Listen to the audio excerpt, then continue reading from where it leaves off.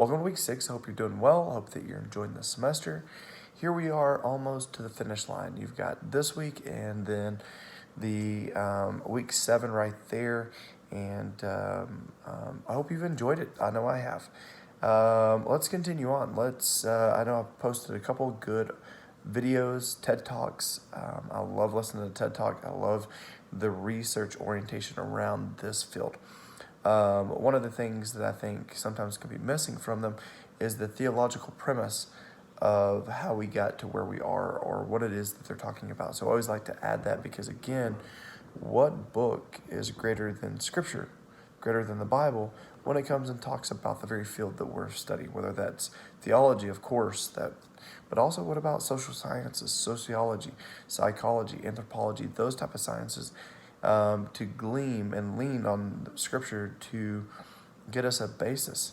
And when we look at this population that we're studying this week about the adolescents, we see a population that gleams so much from their identity and understanding based upon the opinion of others. And about this time, if we look back to those that have had healthy family dynamics, there we go. What we can see is about this time, now of course everybody has children at different times, but what takes place because of just timing is that a lot of the teenagers that are going through the same time that mom and dad are going through or their caregivers are going through midlife crisis, how does that impact what it is that they're experiencing? Not only the teenagers are experiencing the dynamic of who am I, whose am I, where do I go, am I what I've been taught, am I who I've been who I've been taught. Not only do they have their internal friction based upon the external friction, they have the dynamics of being around maybe financial stress and external dynamics that mom and dad are going through and how that impacts them. So a lot of different moving parts during this time in individuals' lives. There are more professionals that are willing to see this population more so than children, like I talked about earlier. So maybe this could be the niche if you're wanting to go into private practice, wanting to go into helping profession, that how do we help adolescents? Adolescents in times of friction, in times of tension, in times of crisis or trauma, want security, want safety, right? And again, really when you think about it, those are some legitimate needs that we all have, right? Safety and security. I don't know two people that don't want safety. Now again, there are times that we may not want safety, but when we're going through this, what is it that we need? Safety and security. I thought the video that the lady did about the adolescent brain, I thought was fascinating. And the reason why I put that and pinned that into this week is because I feel like in order to know how to help an adolescent, we first need to know the neurology of an adolescent. How does an adolescent think? Because if we understand the blueprint of an adolescent, then in times of crisis, times of trauma, we can understand possibly how their thinking has been hindered. So I hope you watched it. I hope that was fascinating to you. But let's go back to this dynamic of Scripture and unpack it to a bunch of individuals that are pretty closely to this age range, if not in this age range, and see how they experienced trauma, crisis, if you will. One of the first is the dynamic of knowing that in times that this is correlatable to everybody, not only adolescents, but even adults.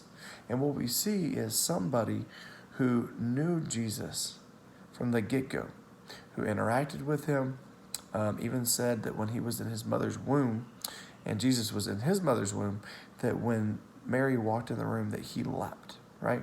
And then, of course, we continue to move further and further down the line where he's baptizing people. And Jesus comes to him and he recognizes him in that moment. And as a result of that, Jesus is baptized by him.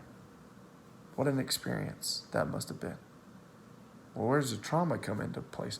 Where does the crisis come into play? Hang on, we're going to get there, right? But just kind of giving you some context. Not only that, but having a front row seat of the Spirit descend and stay on, be absorbed into Jesus. Wow, what an experience. And all the experiences and interactions and knowing of who God is.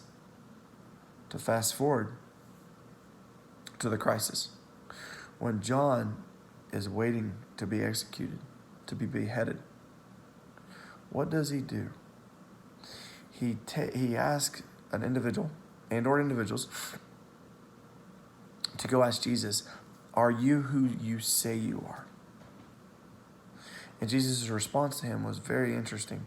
The blind see, the lame walk, the deaf hear. He answers his question, but was it the way that John wanted it to? I don't know. That's an interesting question. But what I want to get to is, how did John get to the place that he would question everything? Already he wasn't questioning everything. Was he not? Is everything not foundational upon who we are in God and our interaction with God? And here you see John questioning so much based upon what? Based upon the trauma of sitting there and mentally exerting the thoughts, the feelings, the desires. I want out of here.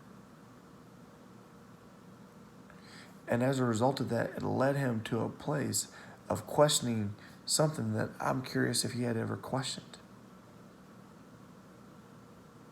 So could that possibly be the same for adolescents coming into your office? Whether they were raised in a good, spiritually sound, Bible-believing home or not. All of a sudden they're experiencing something. They don't know what mom and dad are so concerned about that they don't know anymore. We don't know if they're questioning God, they're questioning who they are. So much about this time is for questioning to happen, right? Well, wait just a second. I think you just said that you're questioning God. But now, as a result of that, you're saying that this is a time for them to question, right? So as a result of that, how do we question? Why do we question? Because times of crisis can lead us to a point of questioning God. So in those times, can questioning be bad? In those times, questioning can be good. Can we give them the safety and security to really unpack, process so that we can listen? Just as the one girl said in the one video, that the peers wouldn't go to the mom, or the dads, to the counselors, to the mental health professionals. Who were they? They were consulting in their peers because they were listening. Can we create this safe place so that questioning can happen? Because they're questioning. This is one of the biggest times that they're questioning about who they are, whose they are. And it reminds me of a time when Peter and Jesus is asking, who do people say I am? Well, Elijah and John the Baptist. And I picture him pointing to Peter and saying, but who do you say I am? Well, you're the Messiah.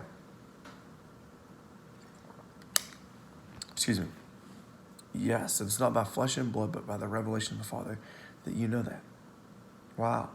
And when he called him name Peter, that's identity.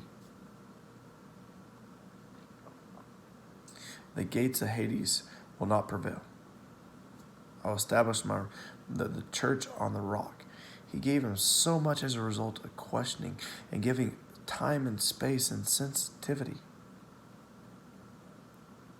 to the opportunity of, in times of crisis, we can question, just as John the Baptist did. But in times of knowing who we are, we can have an experience like Peter that's still asking something very similar. But does it shake us? Was Peter in that crisis? In a crisis moment like John the Baptist? No, not in that very moment. What about the upper room? What about the time when Peter is questioned Are you not the one who ran with the crowd? Don't know what you're talking about. 3 different encounters took place, and because of that, what happens? It leads Peter. Peter responds to the point of start swearing and cussing. Where'd that come from, Peter? Because in the point of the trauma of watching and anticipating what would happen to Jesus, that caused him pain, crisis, to the extent of not responding, not answering, not being truthful to what he knew to be true. So in times of crisis, this population can do what? It can question. And what we see is times of questionings and times of trauma, what that does. How it leads adolescents to the place of questioning everything.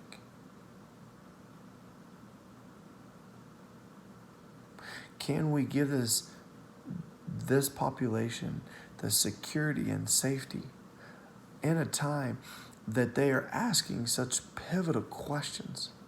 Because when they are in crisis mode, if we're not careful, we can actually push them, or a better way of suggest, even though that's not our heart, in a direction that we never intend them to go or would want them to go. Why? Because the cellular makeup and research says that biologically, our cellular makeup will actually remove itself further and further away from anything of fear and move closer and closer to anything of love. Well, Brady, my anticipation in that moment is to give love, yeah. But could it come across as being very fearful to the individual receiving perceptually? Maybe. So how do we create safe space that, again, I've said these words multiple times because I want you to get them. And the author does a great job of unpacking the rest of this, but I just wanted to come and really kind of talk a little bit about the dynamic of why it's so important to create security and safety for this time, because of what it is that they are questioning. We know so much about identity confusion, gender confusion. And in this is because so much is being questioned in a time and season that's pushing in on this age group. Why? Hormonally, there's so much going on, so much about what they're needing validation. Mom, dad, caregiver, do you see me? God, do you see me? World, do you see me? Am I seen? Am I heard? Am I acknowledged?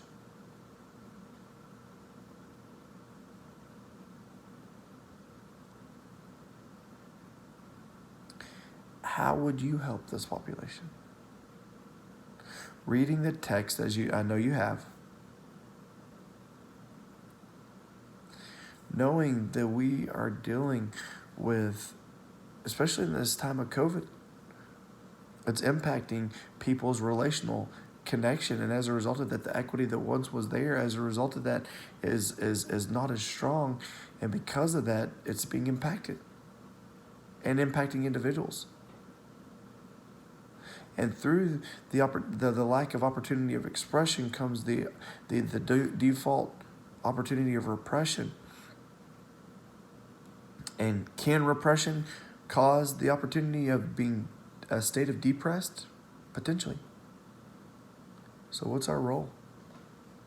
If this age group would rather go to peers than us, what do we do about that?